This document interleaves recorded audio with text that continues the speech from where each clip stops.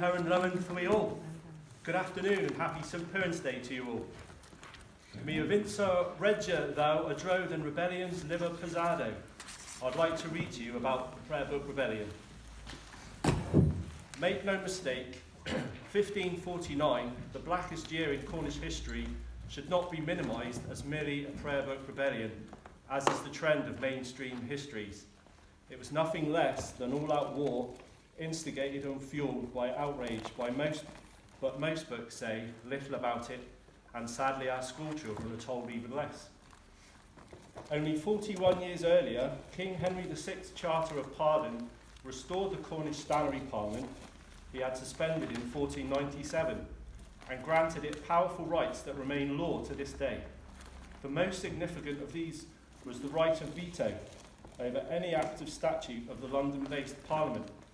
It took just 4 decades for London to trample all over these rights by forcibly imposing its new state religion and the English language upon the Cornish people by way of the Act of Uniformity, sculpted by the real powers in the realm, Thomas Seymour, Duke of Somerset, and Lord Protector to a sickly 10-year-old king and Archbishop Thomas Cranmer. The Act of Uniformity was passed at the beginning of June 1549.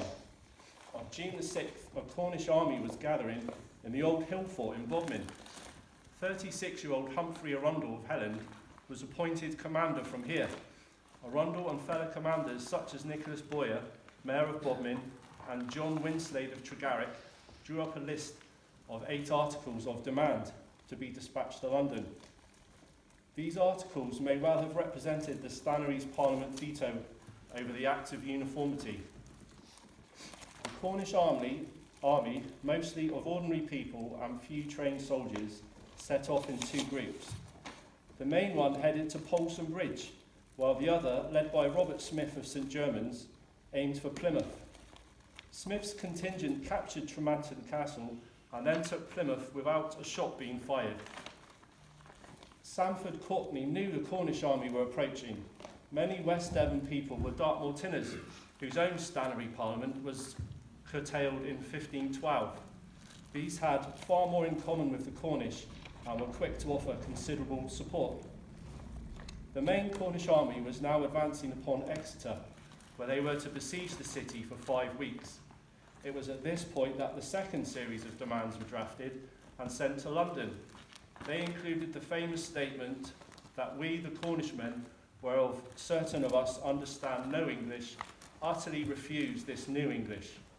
Cranmer, of course, was to sneer at this, asking how many of them understand the Latin service and therefore miss the point entirely. The Cornish were used to the Latin and well understood the general content.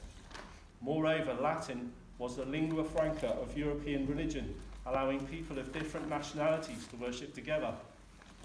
In Cornwall, several parts of service, Gospels, Paternoster, Ave Maria, the Creed and 10 Commandments were traditionally carried out in Cornish. Under Cranmer's directive, all of this was to go and English forcibly imposed.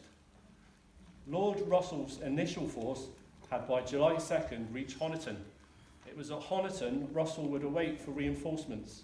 These would include 160 Italian arquebusiers and 100 German foot soldiers. Under the command of Lord William Grey, Sir William Herbert was also bringing a force from Wiltshire and Gloucestershire. The Cornish and Devonian force was only 7,000, most of whom had no firearms.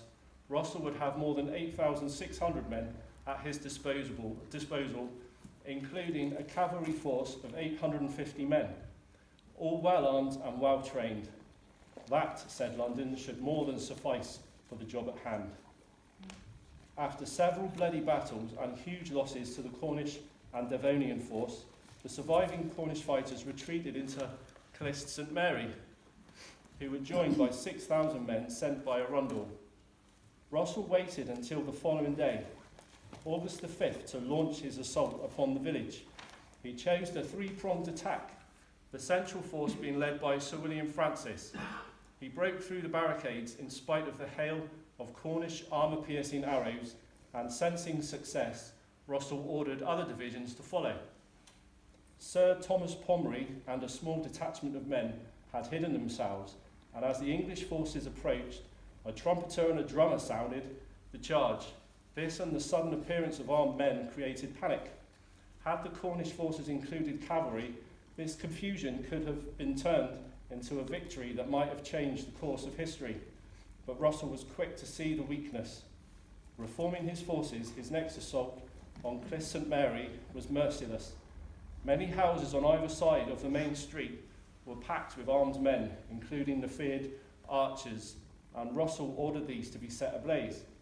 The Cornish defenders fled the flames, only to be cut down by volleys of arquebusious fire or the charge of Russell's own cavalry. The Cornish were determined to fight or die, and eventually Russell won the day, leaving 1,000 Cornish dead and many more taken prisoner. Russell then pitched camp on Clyst Heath, and it was here that one of the worst atrocities in British history was committed. Lord Russell was concerned about the burden of the 900 Cornish prisoners he now had, a matter he discussed with Lord William Grey, who was in charge of the German mercenaries. It was almost certainly Grey who gave the order, and the Germans who carried it out. It took them just 10 minutes to slit the throats of all 900 prisoners, a number that derives not from any Cornish source, but from John Hayward, Edward VI's own chronicler. The moment the news broke, 2,000 enraged Cornishmen made for Clyst Heath, some getting there before dawn to place their ordnance on the lower western slopes. Others soon arrived to position themselves around the heath, where Russell and Grey lay encamped, dreading the backlash they knew was coming. At dawn, they found themselves under fire as the Cornish guns opened up. There was no expanse of open ground where Russell could deploy his cavalry, so he opted for his favourite three-pronged approach. While the Royal Engineers cut their way through the hedges to round the Cornish forces and attack them from behind, another of Russell's preferred tactics. The Battle of Clyst Heath, August the 6th, 1549, was the bloodiest yet in this Anglo-Cornish war. The battle lasted the entire day, the Cornish fighting to the last man, taking a huge number of Russell's soldiers with them. Appalled by the carnage of his victory, Lord Russell took his troops downriver to Topsham. While at Exeter, those Cornishmen still encamped around the city walls finally lifted their 5-week siege and marched away, refusing to lower themselves to the depths that the English army had sunk. They preferred to maintain honour and released all their prisoners unharmed.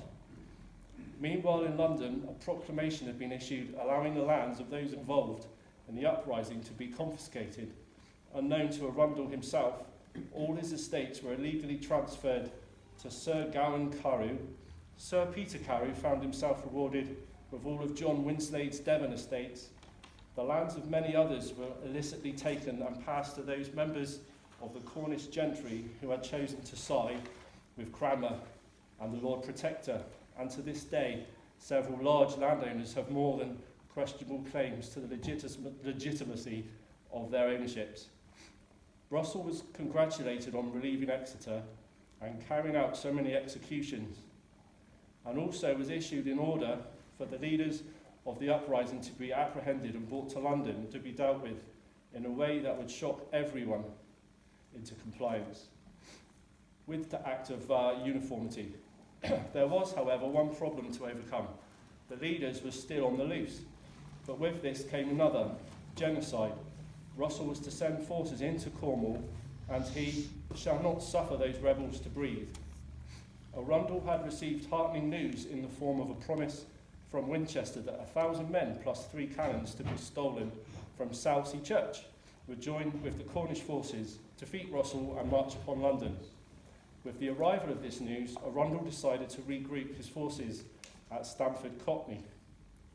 What Arundel did not know was that a traitor stood close to his side, and his own secretary Kessel, who had been covertly supplying intelligence of Arundel's movements to plans to Russell from the outset.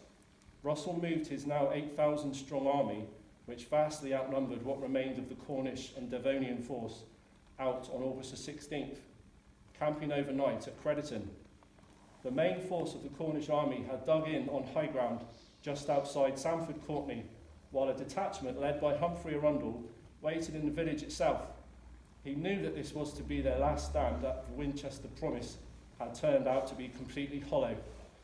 The Cornish and their Devonian allies were on their way against Russell's huge army. The choice was simple: cut and run or stand and fight. The Cornish did what all Celts do with their backs are against the wall. They chose to fight. Again, Russell opted for a three-pronged attack.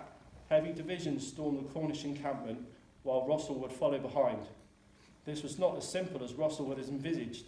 A vicious gun battle lasted a good hour, gave time for Russell's two other divisions to make the move, one of the Italians and the other a Germans.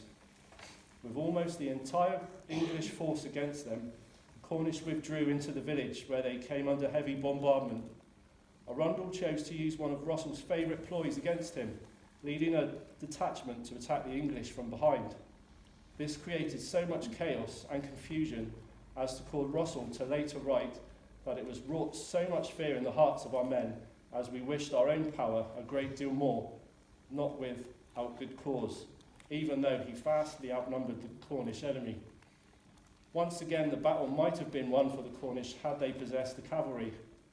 The fight, which lasted over an hour, only ended when Tudor loyal Welshmen decided to join forces and press the Arundel back to the village.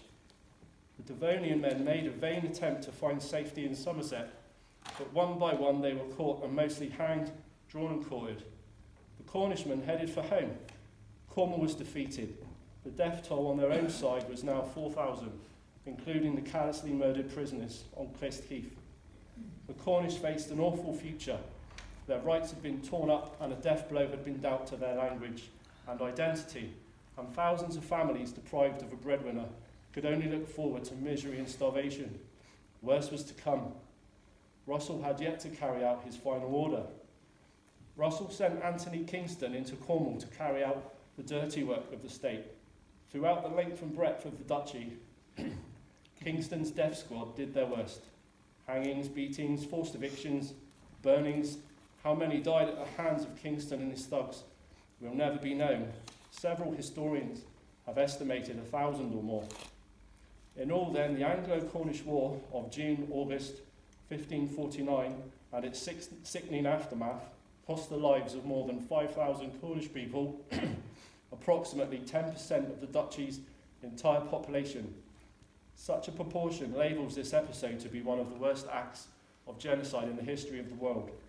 Cornwall's people were terrorised into an enforced English state religion and English state language and enforced English overlordship.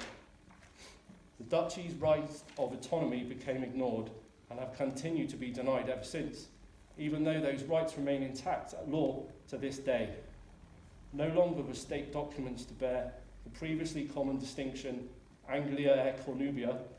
Cornwall, up until then consistently shown as a separate nation, was no longer shown as such on maps. Even what had always been the British Sea became the English Channel overnight, as the juggernaut of English nationalism and assimilation rolled over the island's truly indigenous people. I'll finish on a little poem. And Lavacoth u Lavagwyr, bydd dawn rei fyr then tafas rei hir, mes den het tafas a golus I dir. Still true the ancient saw will stand, too long a tongue, too short a hand, a tongueless man, though lost his land. Brenna Wata.